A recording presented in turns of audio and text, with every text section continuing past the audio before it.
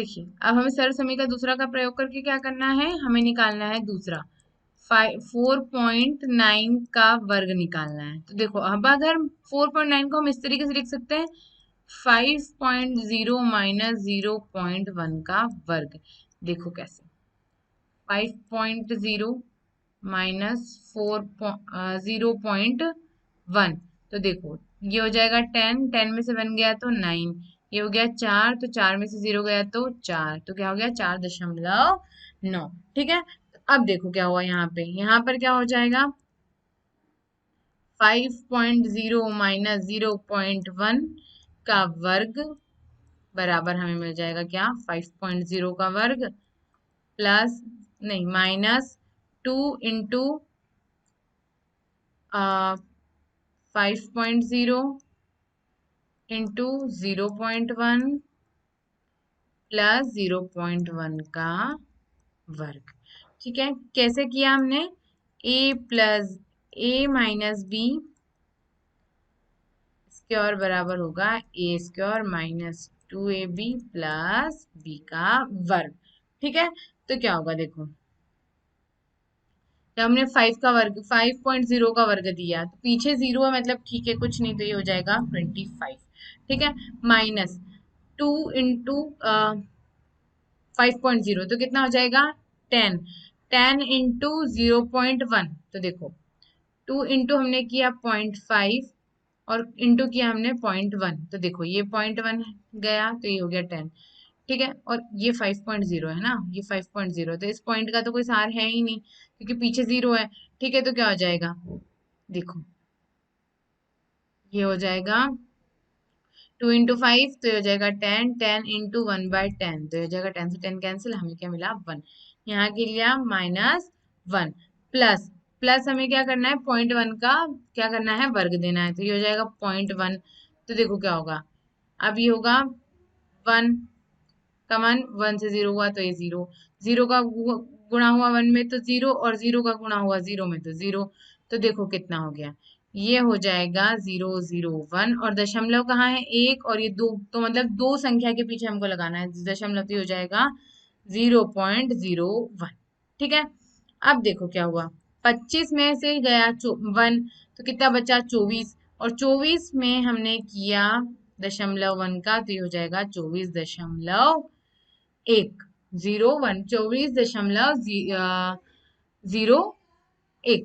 ठीक है, 01, ये हमें क्या मिल गया, इसका उत्तर मिल गया। ठीक, आगे समझ में है ना, चलिए अब आगे बढ़ते हैं। अब क्या हुआ, उदाहरण 13 क्या कह रहा है कि सर समीकरण का तीसरे का प्रयोग करते हुए आपको इनको हल करना है। तो देखो सबसे पहला वाला हल कर देते हैं यहाँ। ठीक है, तो क्या हो गया 3/2m प्लस 2/3n, फिर 3/2m माइनस 2/3n, तो बराबर ये क्या हो जाएगा, ये हो जाएगा 3/2m का वर्ग माइनस 2/3n का वर्ग। ठीक है, कैसे, सिंस a प्लस चूंकि a प्लस बी गुणा a माइनस बी बराबर होता है a का वर्ग माइनस 2 का वर्ग। ठीक है, तो हमें क्या मिल जाएगा, जब हमने 3/2 का उसमें गुणा करा तो क्या होगा 9, देखो जब हमने 3/2 और 3/2 का गुणा किया, ठीक है, तो क्या हो जाएगा 3 से 3 का गुणा मतलब 9, 4 से 4 का 2 से 2 का तो 4। ठीक है, तो ये हो जाएगा 9/4 और m का गुणा m में तो ये हो जाएगा m वर्ग। ठीक है, माइनस 2 का गुणा 2 में तो ये जाएगा 4, 3 का गुणा 3 में तो ये हो गया 9 और ये हो गया n वर्ग। क्यों, क्या होता है कि मतलब हमें पूरा इसका क्या देना होता है वर्ग। अब देखो ये आ गया, इसका हमें हल मिल गया। ठीक है, अब है दूसरे की बारी। दूसरा क्या कह रहा है, 983 का वर्ग माइनस 17 का वर्ग, तो हमें क्या मिलेगा 983 प्लस 17 गुणा 983 माइनस 17। ठीक है, कैसे? सिंस ए, चूंकि ए स्क्वायर माइनस बी स्क्वायर का फॉर्मूला होता है ए प्लस बी का गुणा ए माइनस बी का गुणा। ठीक है, यही होता है ना?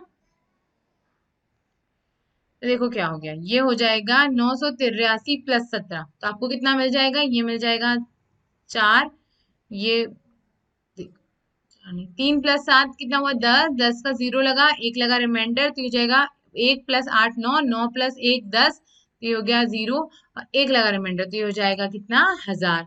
ठीक है, किसका इसका गुणा होगा आप किसके अंदर? इसके अंदर। तो 3 में से 7 मतलब 17 में से 7 गया तो कितना बचा? 6। ठीक है, उसके बाद ये हो गया 7, 7 में से 1 गया तो कितना बचा? 6। और ये कितना बच गया? 8। ये नहीं, ये कितना हुआ? 9। ठीक है, 966। ठीक है, तो हमें कितना मिल जाएगा जब इसका हमने करा गुणा? तो 966 और ये 3 0। ठीक है, मिल गया हमको इसका मान, है ना? कर लिया हमने इसका का ज्ञात। अब चलो, अब हम तीसरे को करते हैं, है ना? तीसरा वाला क्या कह रहा है? तीसरा वाला कह रहा है 194 गुणा आपको करना है 206। अब इसमें आपको लगाना है सर्व समीका 3। तो देखो कैसे लगेगी, बहुत आसान है। देखो 194 को आप ऐसा लिख सकते हो, 200 माइनस 6 लिख सकते हो, और उसी जगह अगर आप इसको लिख दो 200 प्लस 6, है ना? तो हमारे पास क्या आ गया? इस तरीके से आ गया। तो ये क्या हो जाएगा? सिंस ए माइनस बी और ए प्लस बी बराबर हमें कितना मिलता है?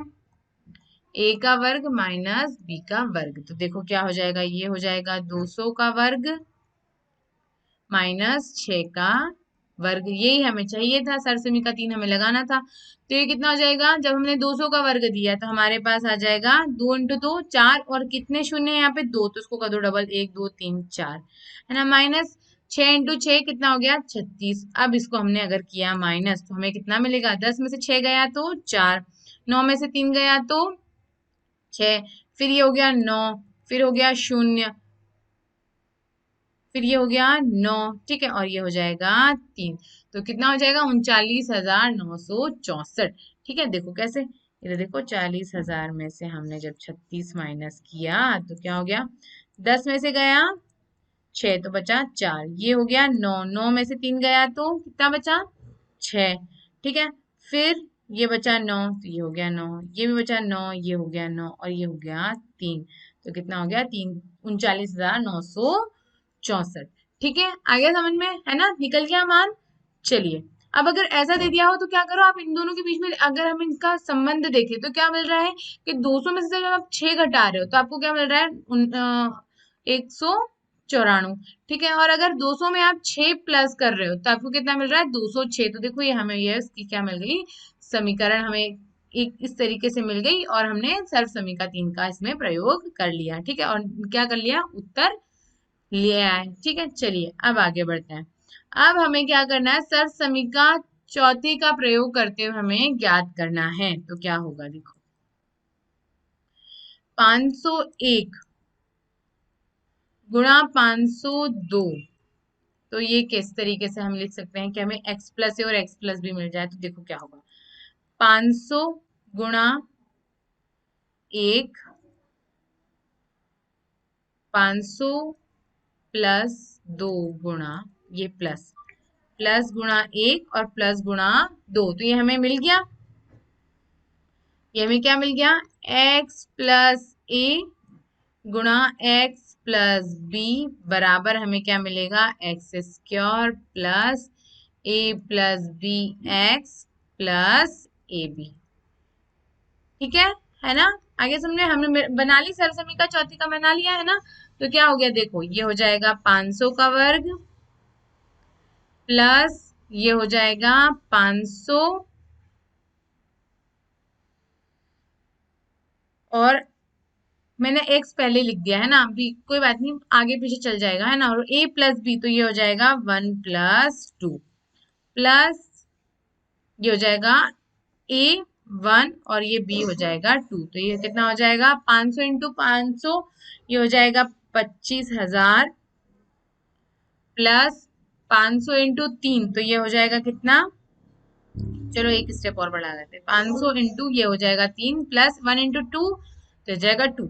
तो ठीक है, कितना हो गया ये 25,000, 25,000 नहीं 2,50,000 है ना, प्लस ये हो जाएगा 1,500 प्लस 2, तो आपको इसका उत्तर क्या मिल जाएगा, 2 फिर 0 फिर 5 फिर 1 और फिर 5 और ये 2, 2,51,502 मिल गया आपको उत्तर, है ना। अब इसे ही हम किसका उत्तर निकालेंगे, दूसरे का। तो देखो कैसे निकालेंगे हम। दूसरा वाला क्या है, 95 गुणा 103 बराबर, कैसे करेंगे हम इसको, 100 माइनस 5, ठीक है, और इसको हम कर दे 100 प्लस 3। तो देखो यहाँ पे क्या हुआ, ये x मिल गया और ये मिल गए दोनों a और b, पर ये देखो ये माइनस में ये प्लस में है, पर इसके अलावा हमारे पास कोई हल नहीं, तो हम क्या करेंगे, देखो क्या होगा, यहाँ पे हम लगा देंगे वही क्या, x प्लस a और x प्लस b लगा देंगे, ठीक है। तो क्या होगा, देखो ये हो जाएगा X square plus a plus b x plus A B, है ना। अब इसी फॉर्मूले को हम लगा देंगे, तो क्या करेंगे, यहाँ पे लगाएंगे हम 100 का वर्ग प्लस ए क्या है यहाँ पर -5, है ना, तो यहाँ लगा देंगे हम -5, ठीक है, प्लस बी, ठीक है, तो बी कितना है 3, ठीक। उसके बाद क्या हुआ, एक्स कितना है 100 प्लस, ठीक है, जब हम ए बी का गुणा करेंगे तो क्या कर देंगे, यहाँ कर देंगे -5 गुणा 3, ठीक है। आगे बात समझ, मतलब क्या है कि यहाँ पे हम मानेंगे क्या, इसको यहाँ पे a प्लस और इसको हम अगर ऐसे लिख देते हैं तो भी वही बात है, ठीक है। मतलब क्या हो गया, इसको आप नेक्स्ट स्टेप को यहाँ बढ़ा के ऐसे भी लिख सकते हो, 100 प्लस -5 और 100 प्लस 3, ठीक है। अब तो ये प्लस प्लस में हो गया है ना, अब तो कोई दिक्कत नहीं है, x प्लस ए एक्स प्लस बी, है ना। तो हमने इसको क्या कर दिया, इस तरीके से सॉल्व कर दिया। तो देखो 100 का जब वर्ग हुआ तो कितना मिला हमें, 10,000, ठीक है, प्लस, ठीक, -5 प्लस 3 तो कितना होगा, माइनस माइनस प्लस, -5 में से 3 गया तो 2, तो ये हो जाएगा -2 का गुणा 100 में, प्लस -5 का गुणा 3 में, तो ये हो जाएगा -15, ठीक है। ब्रैकेट लगा देते हैं, माइनस है तो, है ना। अब ये 10,000 ऐसा का ऐसा ही, प्लस प्लस माइनस हो जाएगा माइनस, और 2 इंटू 100 तो हो जाएगा 200, और प्लस माइनस हो जाएगा -15, ठीक है। तो 100 में से, अरे 10,000 में से माइनस हुआ 215 का, क्योंकि माइनस प्लस तो क्या हो जाएगा ये माइनस, ठीक है, माइनस माइनस हो जाएगा ये प्लस, और यहाँ पे हम आगे माइनस लिखेंगे क्योंकि बड़ी डिजिट काय में है, माइनस में है, ठीक है। देखो 10 में से 5 गया तो बचा 5, 9 में से 1 गया तो कितना बचा 8, फिर 9 में से 2 गया तो कितना बचा 7, फिर यहाँ बचा 9, ठीक है। तो कितना बचा 9,785 हमारा उत्तर आ गया। आगे बात समझिए, यहाँ पर मतलब कंफ्यूज नहीं होना कि ये प्लस में है और ये वाला माइनस में, ये माइनस में है ये प्लस में, तो क्या करें, इसको क्या करो, प्लस को आप ऐसे अंदर आपने रख दिया और फिर इसको क्या कर दिया, हमने हल कर दिया और हमारा उत्तर भी आ गया, ठीक है। चलिए अब आगे बढ़ते हैं। अब दोहराते हैं, क्या जो हमने इस अध्याय में सब कुछ जो भी पढ़ा है वो, मतलब क्या है, पहला क्या पढ़ा हमने, चर और अचरों की सहायता से हम व्यंजक बनाते हैं, ठीक है। मतलब चर अचर, अचर मतलब यहाँ पे क्या हो गया, यहाँ पे स्थिरांक और उसके गुणांक इसकी बात हो रही है ना। तो इससे हमने क्या बना लिया था, व्यंजक बना लिया था। व्यंजक कैसा बना था, 4x प्लस 3, तो ये तो हो गए थे चर, और ये सब क्या हो गए इसके, ये हो गया इसका गुणांक और ये हो गया स्थिरांक, ठीक है। इससे क्या बना लिया हमने, व्यंजक बना लिया। व्यंजक बनाने के लिए पदों को जोड़ा जाता है, और ये क्या कहलाता है, ये पूरा चीज क्या कहलाता है, पद कहलाता है। स्वयं पद का निर्माण गुणन खंडन के गुणनफल के रूप में होता है। तो अगर इस पद का हम गुणन खंड देखें तो ये हो जाएगा 4x, और अगर हमने इसको किया तो ये हो गया 4x, देखो 4 गुणा x, तो ये क्या हुआ, गुणनखंड, है ना। और ये क्या हुआ, गुणनफल उसका, तो पद क्या है, गुणनखंड का जो गुणनफल के रूप में हमें क्या मिलता है, पद मिलता है। व्यंजक जिसमें एक, दो या तीन पद होते हैं क्रमशः एक पदी, द्विपदी और त्रिपदी कहलाते हैं। सामान्यतः एक अथवा अधिक पदों वाला व्यंजक जिसमें पदों के गुणांक शून्येतर पूर्णांक है और चरों की घात ऋणोत्तर है तो बहुपद कहलाता है। मतलब बहुपद में क्या होगा, देखो अगर एक पद हुआ तो हमने क्या पढ़ा था, एक पदी, दो पद हुआ तो द्विपदी, तीन पद हुआ तो त्रिपदी। पर क्या हुआ, अगर ऐसा कोई पद है जिसका क्या है, आपको जो उसका गुणांक है वो शून्य नहीं है और उसकी जो घात है वो ऋणोत्तर नहीं है, तो ऋण में नहीं है, तो क्या होगा, वो क्या कहलाएगा, बहुपद कहलाएगा। मतलब बहुपद, एक पदी भी बहुपद कहलाता है, द्विपदी भी बहुपद कहलाता है, पर उसमें एक क्या शर्त है कि उसका जो गुणांक होगा वो शून्य नहीं होना चाहिए और जिसकी घात होगी वो ऋण में नहीं होना चाहिए। ठीक है, सामान्य चरों को हम, समान चरों को से हमें क्या मिलते हैं, समान पद मिलते हैं और इन चरों की बात भी समान होती है। ठीक है, मतलब उसके लिए क्या होगा कि हमें जो भी उसमें क्या करना हो, संक्रिया करनी हो तो उसमें क्या समान पदों में ही होती है। और समान पदों के गुणांक समान होना आवश्यक नहीं है। मतलब अगर समान पद है, जैसे ये लिखा है 4x और ये लिखा है 3x, ठीक है, मतलब ये दोनों क्या है, समान पद है, क्योंकि इसमें क्या है, जो चर है वो समान है, इनकी घात भी समान होनी चाहिए। मतलब इसमें घात अगर एक है तो एक ही होनी चाहिए। अब आप कह दो कि 4x स्क्वायर है और ये 3x है, तो ये समान है, नहीं, क्योंकि इनकी घात क्या है, अलग अलग है, मतलब घात भी इनकी एक होनी चाहिए, पर जो गुणांक है वो समान नहीं भी हो तो चलेगा। ठीक है, अब क्या हुआ, बहुपद को जोड़ने के लिए सबसे पहले हम समान पदों को ढूंढते हैं और उनको क्या कर देते हैं इकट्ठा, और उनके बीच में जो संक्रिया होती है हम क्या कर देते हैं, वो कर देते हैं, और उसके पश्चात जो असमान पद है उनको उपयोग में हम लेते हैं। सबसे पहले किसको करते हैं, सबसे पहले हम करते हैं समान पदों को। ठीक है, बहुत सी परिस्थितियों में हमें बीजीय व्यंजकों को गुणा करने की आवश्यकता होती है। तो हम क्या करते हैं, जब गुणा करते हैं तो गुणांक गुणांक का गुणा कर देते हैं और बाद में चर चर का हम करते हैं। ठीक है, तो उदाहरणार्थ आयत का क्षेत्रफल ज्ञात करने के लिए जिसमें भुजाएं बीजीय व्यंजकों के रूप में दी गई हो, तो हमने क्या किया था, हमने आयत का क्षेत्रफल निकाला था, है ना, पूरी सारणी बनाई थी। ठीक है, तो क्या करा था हमने, उसके रूप में बीजीय व्यंजकों के रूप में दी गई थी। ठीक है, अब एक पदी को एक पदी से गुणा करने पर हमेशा एक पदी प्राप्त होता है। ठीक, पर और बहुपदी को एक पदी से गुणा करने पर बहुपद का प्रत्येक पद एक पदी से गुणा किया जाता है। कैसे किया था हमने, जैसे हमने लिखा था x+1 और गुणा किया, हमने किया था 2x की पावर 2+3। तो हम क्या करते थे, इसका गुणा इस पूरे व्यंजक में और इसका गुणा इस पूरे व्यंजक में। मतलब हम क्या करते थे, अगर आपको एक बहुपद को एक पदी से गुणा करना, अच्छा हम एक पदी की बात करें, बहुपद को बहुपद से करना तो हम ऐसे करते हैं, और जब बहुपद को एक पदी से करते हैं तो कैसे करते हैं, जैसे 2x दिया और यहाँ दिया 2x+5, तो आप क्या करेंगे, इसका गुणा इसमें करेंगे और इसी का गुणा इसमें करेंगे। मतलब सब जो अलग अलग पद है उसमें हम क्या करते हैं, उसका गुणा करते हैं। ठीक है, उसके बाद क्या होता है, बहुपद का द्विपद से गुणन करने के लिए हम, तो बहुपद का जब का द्विपद से गुणन करने के लिए हम क्या करते हैं, एक एक पद करके से गुणा करते हैं, और अर्थात बहुपद का प्रत्येक पद क्या हो जाता है, द्विपद के प्रत्येक पद से गुणा किया जाता है। ध्यान दीजिए, इस प्रकार के गुणन में हमें गुणनफल में समान प्राप्त होते हैं और उन्हें मिलाना पड़ सकता है। मतलब वो ऐसा कह रहे हैं कि अगर आपको बहुपद दे दिया जाए, जैसे मैंने अभी थोड़ी देर पहले लिखा था, जैसे हमने लिख दिया 2x+7 और यहाँ लिख दिया हमने 2y+x+3। ठीक है, तो हम क्या करेंगे, हर पद का गुणा पूरे व्यंजक में करेंगे।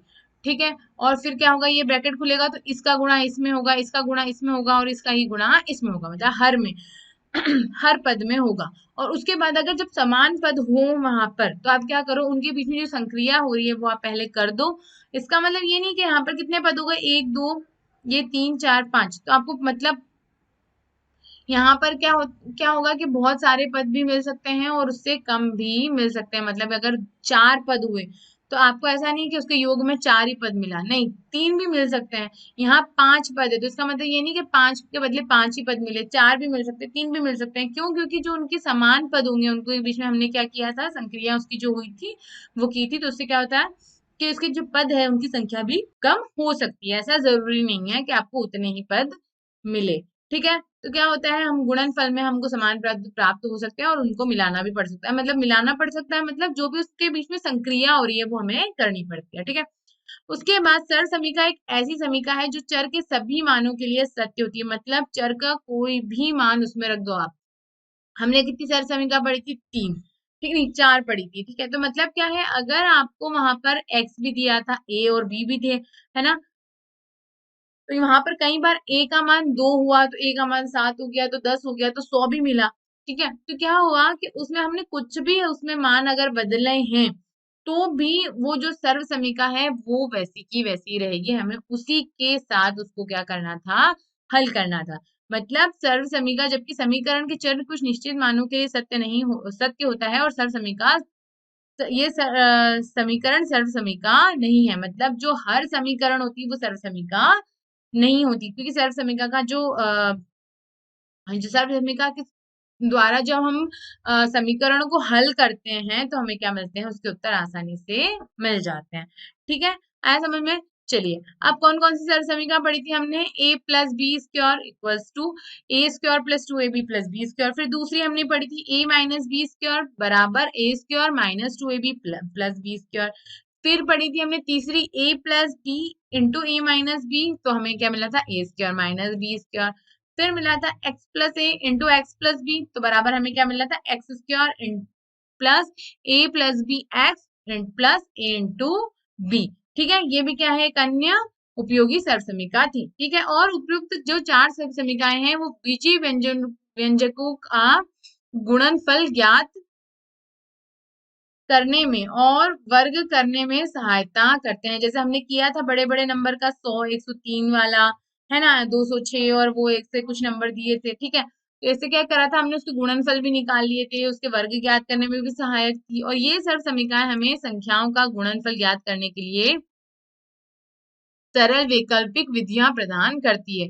और सारी जो 4 समीकरण हैं वो बीजीय व्यंजक का गुणनफल ज्ञात करने में और वर्ग करने में सहायक करती है। और यह अच्छा डबल रिपीट हो गया, और सरल वैकल्पिक विधि प्रदान करती है। ठीक है, आया समझ में? है ना, हो गया हमारा अध्याय खत्म। आशा करती हूँ आपको ये पूरा अध्याय समझ आया होगा। और इसमें क्या, कॉपी पेन का तो आपने इस्तेमाल किया ही होगा। ठीक है, मतलब आपने साथ साथ में किया होगा तो आपको कोई इसमें डाउट भी नहीं आएगा। ठीक है, और अगर नहीं भी किया है तो वापस से वीडियो को आप रिवर्स कर दो और जाओ और फिर वापस से उसको चालू करके फिर क्या करो, कॉपी पेन लेकर प्रैक्टिस कर लो। ठीक है, चलिए अब मिलते हैं हम अगले अध्याय में, तब तक के लिए धन्यवाद।